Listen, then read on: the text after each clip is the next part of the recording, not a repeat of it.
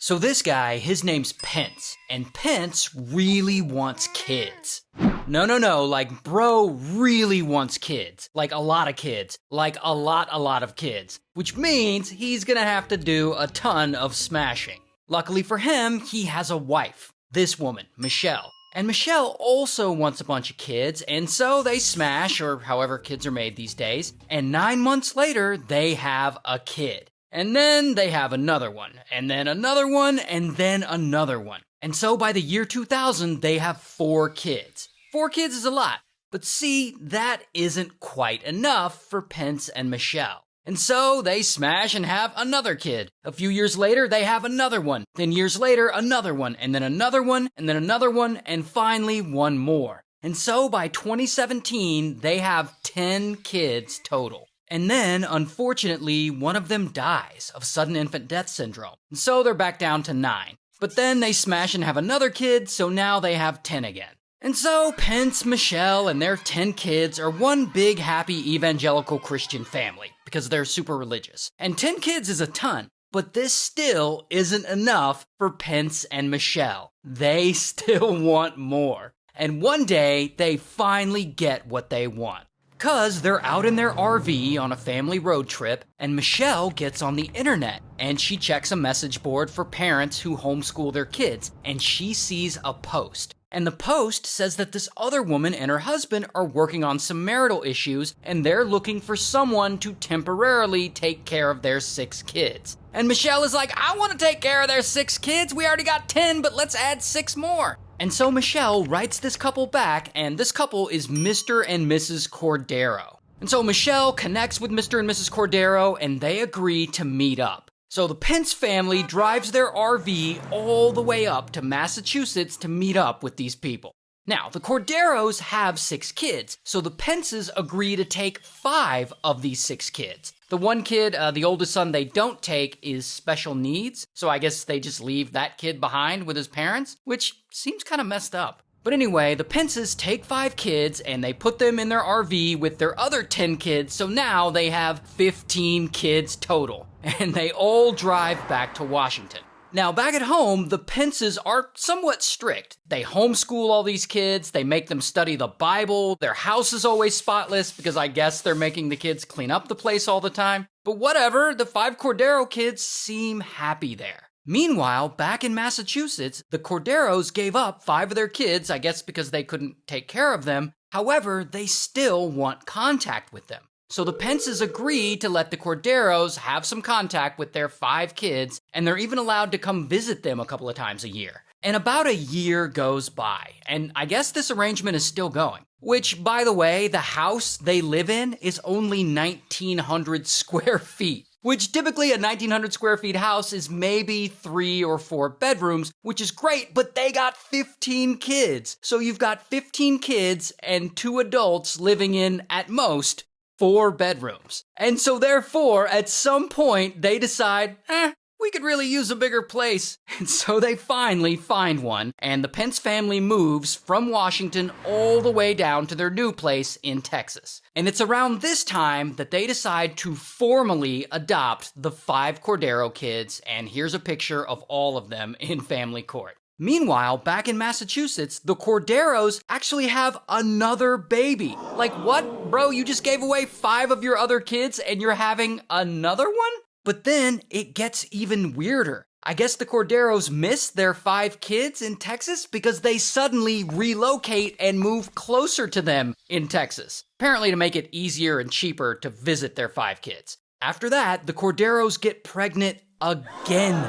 So they gave away their 5 kids, and then they had 2 more of their own. Make it make sense. Now, at some point during all this, shit starts to get a little crazy, because a rift starts to grow between the Pence family and the Cordero family. And the Pences don't really like the way the Corderos gave their kids away and then had 2 more. And so the Pences are like, F these people. And they take their 15 kids and they move again. This time from Texas all the way up to Utah. And they make sure to not tell the Corderos where they're moving to. But then, in 2020, I guess the Pences been smashing because they get pregnant again. And this will be their 16th kid. And so to break this down for you, there's 16 kids, 2 adults, plus Pence's parents live with them. So that's 20 people living in this house. And the new house is like 7 bedrooms. So there's 20 people in 7 bedrooms. Not only that, apparently the Corderos are still all bitter at them. And their rivalry is still going because the Corderos are like calling in welfare checks on the Pences, trying to get them in trouble. It's a whole mess. And so the Pences and the Corderos are like in this weird feud, and it's pretty bad, but it doesn't seem to be like out of control or anything. Until one day in 2021, Pence finally just snaps. And he starts thinking that the 5 Cordero kids they adopted would be better off if they never see their biological parents again. And he decides to make that happen. And so he goes and he gets on the dark web and he starts looking for ways to hire a hitman. And eventually he lands on a website that's offering just that. A few weeks later, after doing a bunch of due diligence, he finally makes his request. He's like, I need someone to unalive Mr. and Mrs. Cordero and make it look like a burglary gone wrong if you could. And then he gives them their address and he attaches their photos and a $16,000 Bitcoin payment and he hits submit. But then he's like, holy shit, and he immediately panics and cancels it. The next day, I guess he changes his mind yet again and he resubmits his order. Also, apparently, he has the audacity to ask the Hitman website if he can get a discount on these murders, since both the victims live in the same house. Bro is really trying to get a buy one murder, get one free. But anyway, after submitting, Pence waits. And he waits. And he waits. But yet, nothing happens. Why does nothing happen? Well, that's probably because this Hitman website isn't being run by hitmen at all. It's actually a scam website being run by some guys in Romania. And so these scam artists just take the $16,000 in Bitcoin Pence paid them, and they bounce. And they're never heard from again. Bro got scammed. Oh, but it gets much worse for Pence, because all the way over in the UK, there's a British hacker who's secretly been hacking this Hitman website, and he's feeding the hacked information to a bunch of TV producers who are making some kind of murder-for-hire TV show. And all that information is also being forwarded to the FBI. And so the FBI looks into this, and now they know that this guy Pence tried to put a hit out on these other guys, Mr. and Mrs. Cordero. And so, bam, they arrest him. Here's his mugshot. And so Pence ends up taking a plea deal, and he gets sentenced to 7 years in prison. Meanwhile, his wife, Michelle, is left to take care of their 16 kids all alone. And she apparently has to rely on charity to survive. Yikes. You might want to go grab some tape your jaw shut, because odds of your jaw being on the floor when you hear this story are high. But I'm happy to say it's the best ending to the worst story. Guys, this is the very first story I ever told on TikTok, and back then I pronounced her name wrong. I said Allison Batha, but I think it's Allison Bata. Correct me if I'm wrong, I'm probably so wrong, but I just went to her TikTok profile to make sure I pronounced it correctly. She follows me. Allison, yeah, I'm never gonna get over that. Allison, message me, I need to talk. Nevertheless, this is the story of Allison Bata, one of the most insane stories I've ever heard to this day. Also, just want to say, in case Allison sees this, Allison, you were literally the biggest inspiration to so many people, and I look up to you so much, but let's get into it. The 2 perpetrators that Allison had the misfortune of meeting were France and Tiens. A little bit of background on both. France was the son to a policeman. Childhood, fine. When he was a teenager, not fine. He made friends with the wrong crowd, was an absolute menace, got expelled from school, causing him and his family to move to what was back then known as Port Elizabeth in South Africa. One of France's biggest and favorite hobbies became worshiping the devil. Yes, he got a girlfriend who claimed to be the head witch of a coven, and together they spent a lot of time doing rituals and manifesting demons. And I know Satanism doesn't always mean worshiping the devil, but in this case it does. Franz soon dropped out of school and started claiming that he was possessed by the devil. And then he went into the army. How scary is that? A man that is claiming to be possessed by the devil being in charge and around so many weapons. He left the army, got married, had a baby, abandoned his family, got married again, had another baby, and throughout it all he was still getting in trouble with the law, committing petty crimes, and continuing to claim that he had supernatural powers from Satan himself. At 26 years old, Franz meets 19-year-old Tiens. Tiens had a rough upbringing. He was not born into the greatest family, unfortunately. At 15 years old, he dropped out of school, turned to substances to cope, got involved in petty crime, and then eventually also joined the army. That was one of the things that him and Franz had in common, but Tiens also dated a witch girlfriend, and the two of them worshipped the devil together as well. Franz and Tiens met in June of 1994, and they would become a volatile pairing. Franz told his new friend Tiens that he possessed the power of the devil, and I think that Tiens started to look up to Franz a little bit. The two of them would go on to do horrible, disgusting things. They frequently visited graveyards in the middle of the night doing weird things, and then they would go on an SA spree. They would go out looking for women to attack and SA simply because they wanted to. And because Franz specifically thought that he deserved to, because he thought he was so attractive that women loved him, and he thought that he deserved to get whatever he wanted to get from them. Sick, sick, sick. On December 4th of 1994, Franz and Tiens SA'd a victim together, a 21-year-old woman that was 3 months pregnant. After the attack, the woman went straight to the police station and reported it. Franz and Tiens got arrested, but released pending a further court appearance, and it was before that pending court appearance that Allison would be taken as their victim and put through things no human being should ever be put through, let alone survive. Allison surviving the things that she was put through was unheard of. To me, there's no other way to describe it other than a miracle, truly. Allison Bata grew up a very happy and loved girl. Her mother raised her in a beautiful way, and she was really raised to be such an incredible person with nothing but love to give. At the time of this case, Allison was 27 years old, and she was thriving, living her best life. She had graduated school, spent a few years traveling around, and had chosen to settle down in what was known back then as Port Elizabeth in South Africa. December 18th of 1994, it was a Sunday. After a fun night out with her friends, Allison came home after dropping off one of her friends at her apartment. She pulled into her parking lot, pulls in, parks her car, turns her car off, and all of a sudden someone swings open her driver's side door, and Allison is caught so off guard when she sees a man standing right outside her door with a sharp weapon. That man was 26-year-old Franz. He looked at her and said, quote, "Move over or I will kill you," end quote. At first, Franz keeps telling Allison that he's not gonna hurt her. He says that he just needs her car for something. Big fat lie. Franz asks Allison what her name is. She quicks quick on her feet and tells him a fake name. Allison asks Franz what his name is, and he also gives a fake name. And Allison is trying to keep her calm, incredibly good under the worst kind of pressure, but she is pleading for him to let her out of the car. She says, "Just let me out, you can keep the car." But Franz, of course, has bad intentions. He tells her that he just needs to go and find his friend, so they drive to go find this friend. The friend, who is none other than 19-year-old Tiens. Tiens gets in the back of the car, and his eyes look scary. They're just black. They just look evil, and I imagine Allison's stomach turned at just the sight of him. This was late at night, by the way. It was dark outside, and Franz drove the three of them until there was no other cars around, and he pulled into a secluded area. Tiens gets out of the car, leaving Franz and Allison alone, and Franz turns to her and says, "Are you going to fight?" And then he continues to SA her aggressively. Allison, in that moment, remembers trying to keep her dignity, aware of what was going on, but she kept thinking to herself, "He is doing this to your body, not to you. Your mind is safe. He can't touch your mind. You will get through this." She just kept repeating that to herself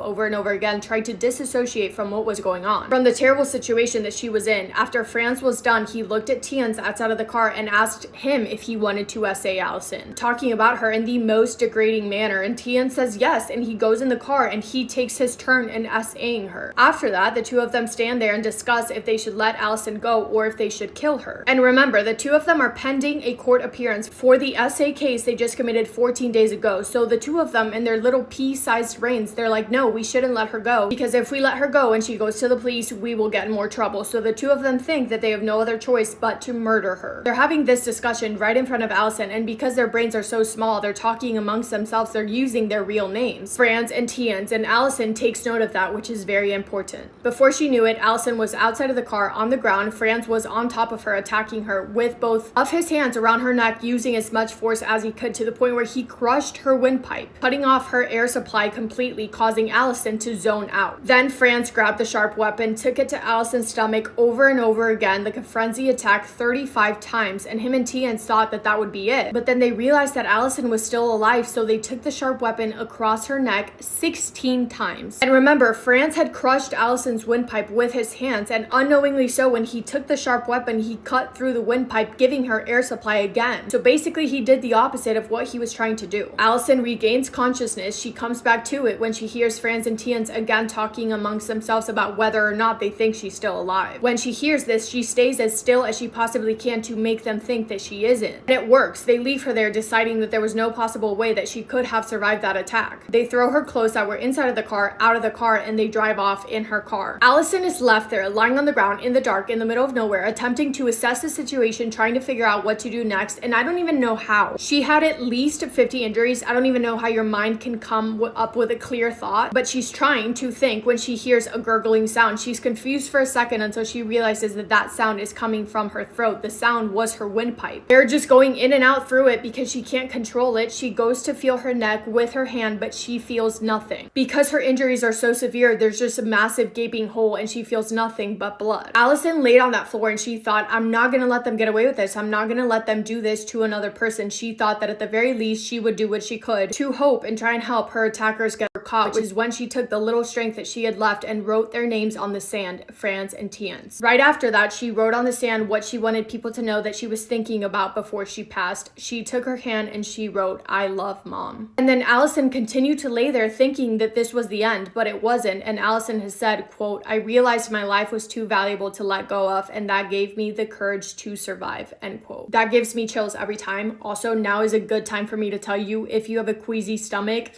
you should probably go. Allison started to move, thinking, I may as well give it my all. I'm not going to go down without a fight. When she started to get up on her feet, she was on her hands and knees when she felt something wet and something slimy on her feet. It was her intestines. Franz and Tien's had injured her abdomen so bad that her intestines were falling out of her body. She struggled trying to gather them back together, putting them back inside of her. When she noticed that her shirt had been thrown out of the car, she grabbed the shirt and used that to pack her intestines inside of her and pulled it as close as she could against her to try and keep them in. And Allison tried to stand back up again, but then her vision went black. She couldn't see anything, so she's holding her intestines in with one hand. And with the other, she reaches up to her eyes to see what's going on, but she feels nothing. There's nothing there. Because of the injuries to her neck and her throat, her head was hanging off backwards. She couldn't see because her head was halfway detached off her body. So with her only free hand, she reaches up to her head behind her body, pulls her head forward, kind of back in place, helping her vision return temporarily. She's literally holding her body together with both of her hands. I have no clue. The strength it must have taken is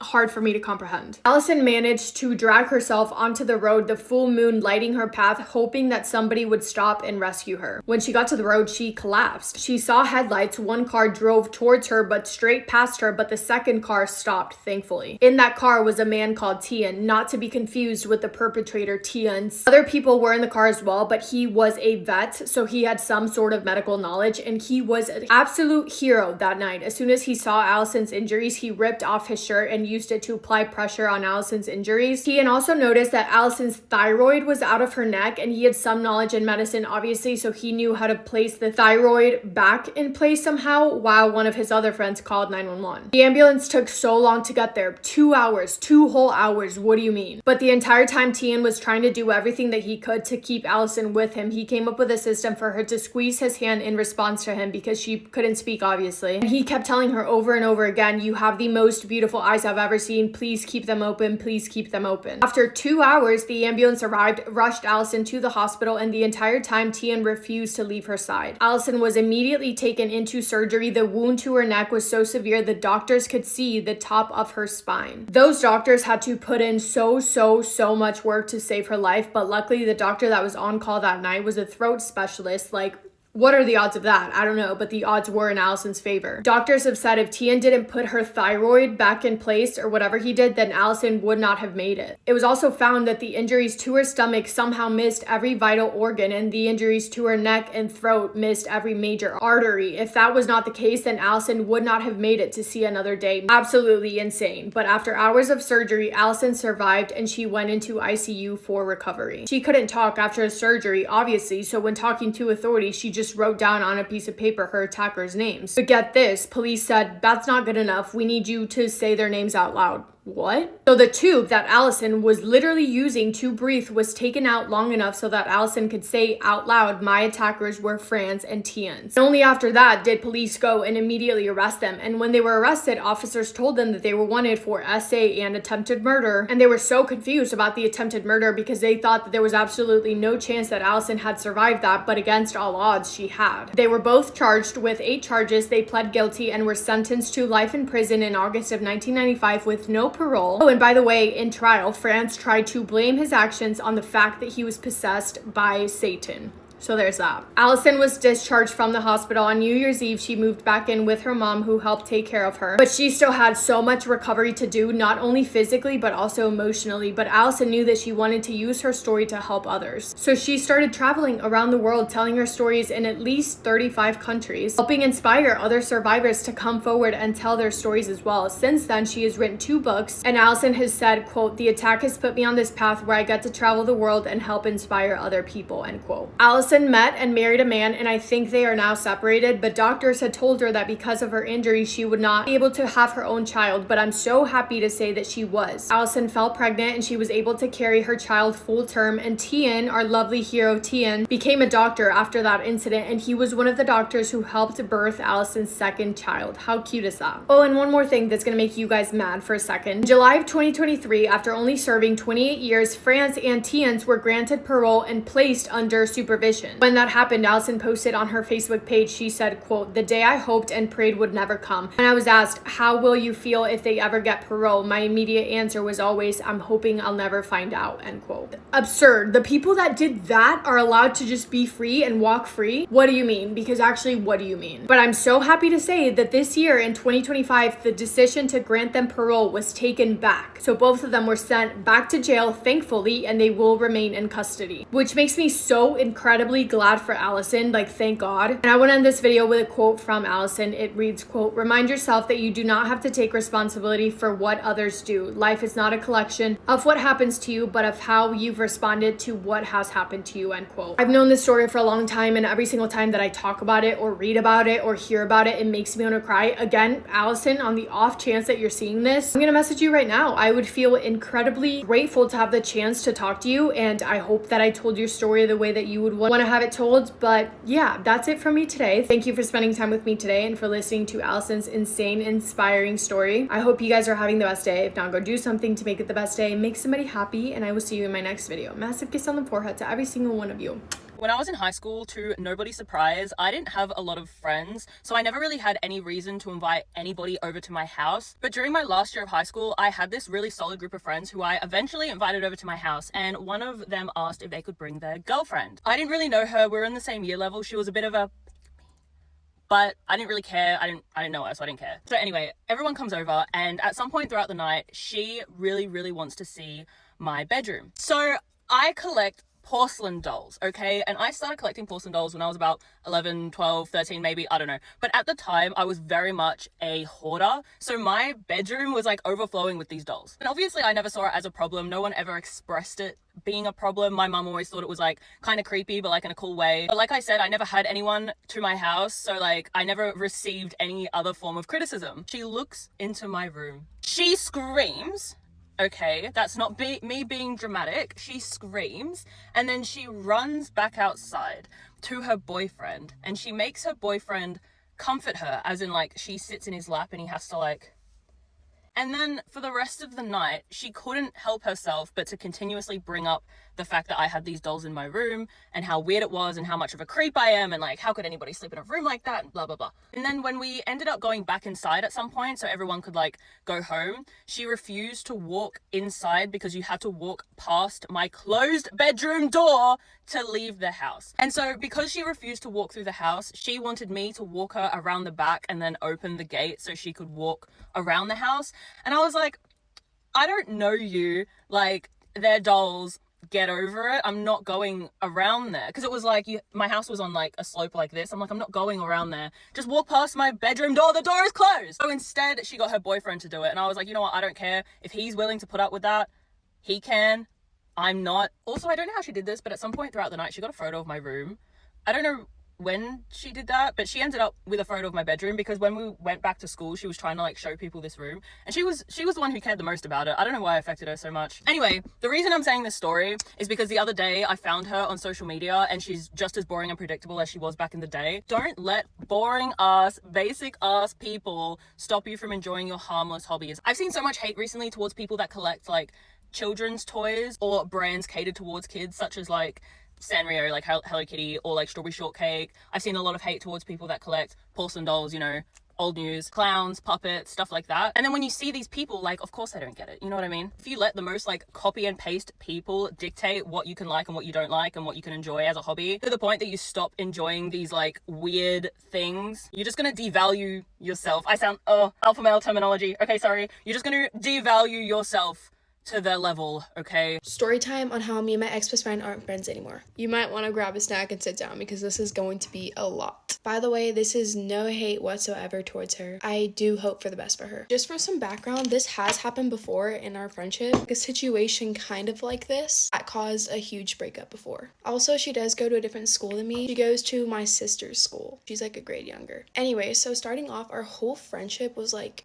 sideways. There was always something going on. Certain situations like friendships, boyfriends, school, anything like that, it was always, you know. In the past, she has broken up me and my ex-boyfriend out of a whole lie, and it was just a really big situation. I mean, in the end, we did break up. And throughout that period of time, she hated him. She didn't like me being with him. She would get upset if I hung out with him, even though I spent literally every single weekend with her. She just broke us up because she didn't want us together. So that should give you a little bit of background on this situation. So this starts off and I'm sitting in class. I get a phone call from this girl and she's telling me, "Did you see this account?" I was absolutely confused. I was like, "What account are you talking about?" She told me, you know, the secret account that Rain has. Rain is the code name for my ex-best friend. I was like, "Absolutely not. Let me see this account." So she shows me it, and mind you, there's a whole bunch of girls by this girl and they're all like talking about it. So she shows me it and it's literally a whole bunch of videos about me, and the videos are a whole bunch of lies, and majority of those videos are based on me and my current boyfriend.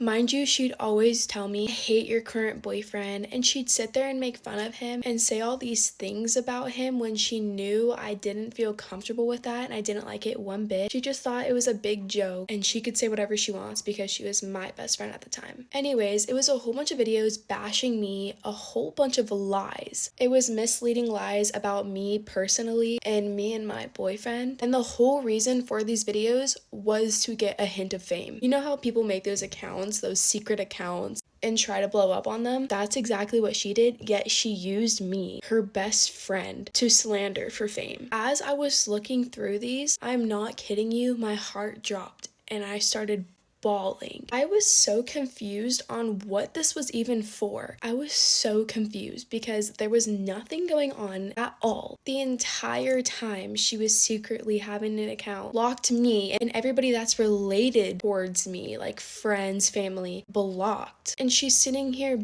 bashing me for fame. And I just like to point out, at the time, she was slowly replacing me with a girl that she would talk insane things about. Like this girl, she would always be talking bad about her, and I didn't know it yet that she was replacing me until later on. Anyways, after I see all those videos, my first resort was to text her. So I sent her a really big paragraph and I made it the most respectful as possible, and I was heartbroken. I was devastated because my best friend of almost 3 years is sitting on social media bashing me for fame and making a whole bunch of lies about me just for fame. So when I texted her, she responded hours later, ignoring the whole paragraph and saying, "Yeah, we can talk later." We never talked later, and it's been weeks. And after I did send her that paragraph, I did notice she made another video about me. I was just so lost. I was confused on what I did in the first place. I did absolutely nothing but be there for her and comfort her and I was a really good friend to her. And behind my back, she's sitting here and doing all this. She has chosen her boyfriend and this girl that she was replacing me with, and I didn't think much of it. So weeks go by and she's still talking bad about me, which I still have no idea for what reason. And meanwhile, during that time, her boyfriend is sitting there bullying my little sister at school. And on the lines of that, the girl that she was replacing me with the entire friendship, as soon as we stopped being friends, they were immediately best friends. They were together 24/7, doing the exact same things that me and her would do. So it shows how easily replaced I was. I don't know if this whole thing is based off of jealousy or what. I honestly am still confused to this day. I have no idea what caused this or what has happened. But anyways, thank you guys for watching. Let me know your guys' thoughts down below. I love you guys so much.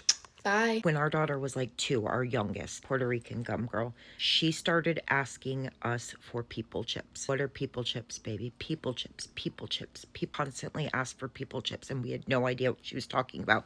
Every time we went to the store, we would search the aisles for chips that had people on them. It sounded like people, or draw pictures of what the bag looked like, bring stuff home. No, those are not them. This ended up being like a really big deal through our whole family, and everyone would be on the hunt for special chips that had people on them. So much so that family in England sent us a whole fucking box of chips that either had people on them in the name, people in the advertisements. We didn't know if she saw a commercial, if she ate them. We had no idea where it came from. Went on and on for years. Thought for sure Tostitos, they have like a little like triangle person with a little head. Oh my God, we've got it, honey, and brought it home. No, those are not people chips. One year, she asked me for a people chip birthday party. How do you give your child everything that they deserve and want when you have no fucking clue what the hell they're talking about? She's never liked cake and stuff. She wanted a people chip cake, and I don't know how to make this happen for you. I was so upset. This went on till she was like 13 or 14 years old, well over 10 years. One night a few years ago, it was spring break, I think, and she was staying at my sister's house for a couple of days. My phone rang at like 3 o'clock in the morning. I don't sleep, no biggie. I picked it up. My daughter was screaming. Oh my God, what's the matter? What is wrong? And she says, people chips. Yeah, Chrissy has people. What? What? Oh my God. And she was staying at my sister's house for a couple of days. My phone rang at like 3 o'clock in the morning. I don't sleep, no biggie. I picked it up. My daughter was screaming. Oh my God, what's the matter? What is wrong? And she says, people chips. Yeah, Chrissy has people. What? What? Oh my God, what are they? She's like, they're people chips. No, bitch, what's the fucking name of them? What is the brand name? I don't know. They're on top of a refrigerator. I was hungry and I got up. Well, my sister, who is not a night owl, woke up with all of the commotion. What the fuck is going on? Sister, what are the chips on top of your refrigerator? She said, they're voodoo chips. Voodoo chips? That's what we were looking for this whole fucking time? She knew that we had been searching all these years for people chips. She had purchased weird ass fucking chips from places she had traveled to. Voodoo chips this whole time. Our daughter was so excited. Can't fucking believe this. 13 years or so asking us for goddamn people chips, and she ended up finding them on her own. I made Facebook posts asking if anybody knew something called a people chip, for fuck's sake. Come to find out, when we started thinking back to where she started asking about the people chip, I went back and I searched. It was right around my niece's birthday where we were at my sister's house. She had to have seen the people chips at my sister's house and then rediscovered that's what they were 13 fucking years. My sister couldn't help me this whole time, and I didn't get to give her that magical people chip birthday party. People chips for the win. Did any of you have this type of like Barbie head that you can style growing up? If you have one, or maybe your kid has one now, yeah, don't listen to this story. So this happened back in the 80s when this lady was a little girl. She was the only girl in the family. She had 2 older brothers. She mentions how her bedroom was right across from her brother's bedroom, so the doors faced each other. Her brothers did share a room while she had her own bedroom. Also, it's important to mention that the bedrooms didn't have doors. What they would do is put curtains where the door should be. I remember having a curtain on my door once, but that was only because my mom took the door. She took the door to my room. Anyway, she played with this doll head so much that every night when she would go to bed, her mom would pick up that doll head and put it on top of her dresser so that she doesn't play with it all night in bed. So there was one night when the younger brother woke everybody up in that household because he was crying uncontrollably. Obviously, the parents were worried. They ran straight to the bedroom, and when they got there, they asked him what was wrong, why is he crying? And he told them that when he was laying in bed trying to go to sleep, he saw when that Barbie head peeked into his